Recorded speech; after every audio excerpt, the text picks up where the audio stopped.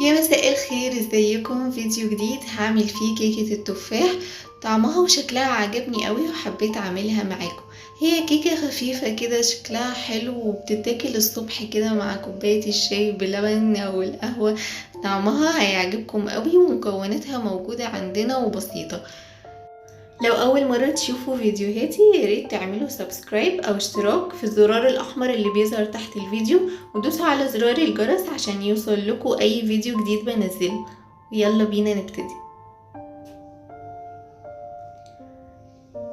المكونات: هنحتاج بيضتين، وحطيت عليهم معلقة صغيرة من الفانيليا، فانيليا سايلة او باودر، اي حاجة متاحة عندكم.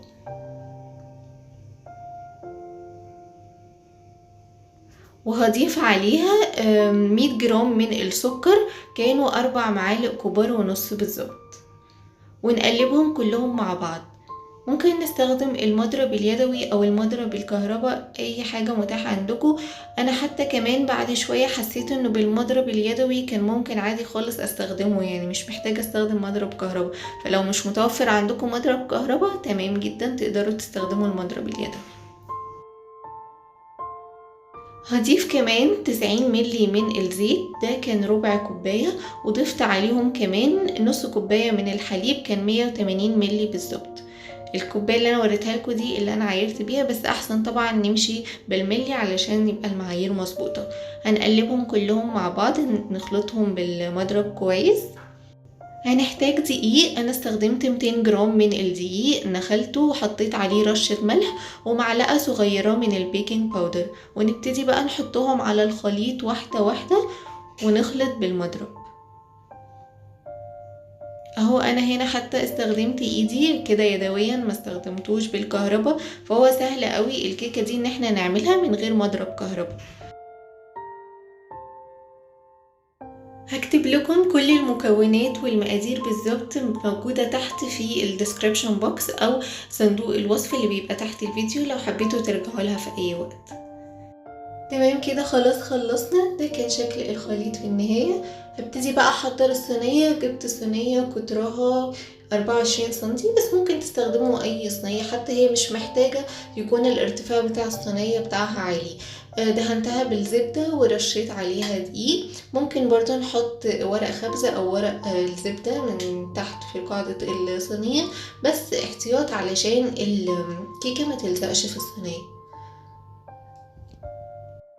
هنصب بقى الخليط في الصينية ونسيبها على جنب لحد ما نحضر التفاح.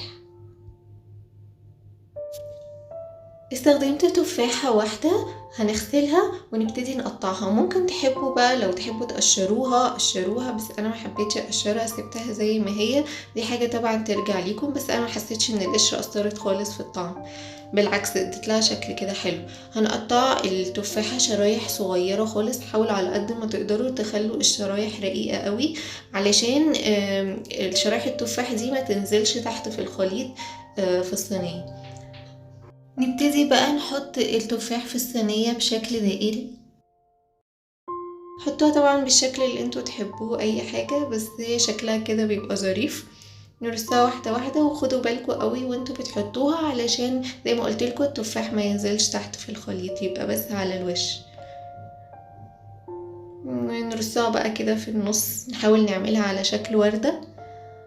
ممكن تضيفوا في النص بقى مثلا لوز، زبيب، اي حاجة متوفرة عندكم، او ممكن تكملوا بالتفاح زي ما تحبوا. خلاص كده رصيت كل التفاح وبقت جاهزة. الصينية بقى هندخلها في الفرن. الفرن على درجة حرارة 180، مشغلاه من اول ما ابتديت سخن. هنسيبها لمدة 40 دقيقة، وبعد كده هنقفل من تحت ونشغل عليها من فوق الشواية تاخد لون لمدة 10 دقايق. ده شكلها بقى اول ما طلعت من الفرن، واخدة لون من الوش، شكلها ظريف قوي. نسيبها بقى تهدى شوية.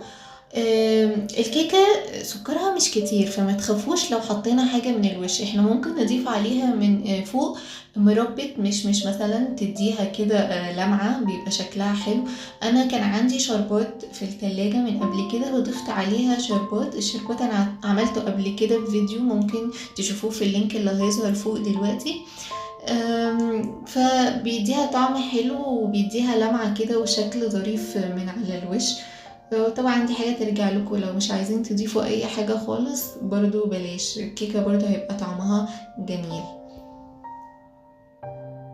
شلتها بقى من الصينية ونقطعها كده علشان نجرب نشوف شكلها عامل ازاي. شكلها كيوت كده، عسولة حلوة، والتفاح مديها فعلا طعم جميل. زي ما قلتلكوا بقى جربوها وقولولي رأيكم. تتاكل كده بقى على الصبح مع كوباية الشاي بلبن، طعمها فظيع. خلاص كده، ده كان فيديو النهاردة. لو عجبكم ياريت تعملوا لايك واعملوا سبسكرايب في الشانل لو انتوا لسه مشتركتوش، وشير بها الفيديو، واشوفكم على خير الفيديو الجاي.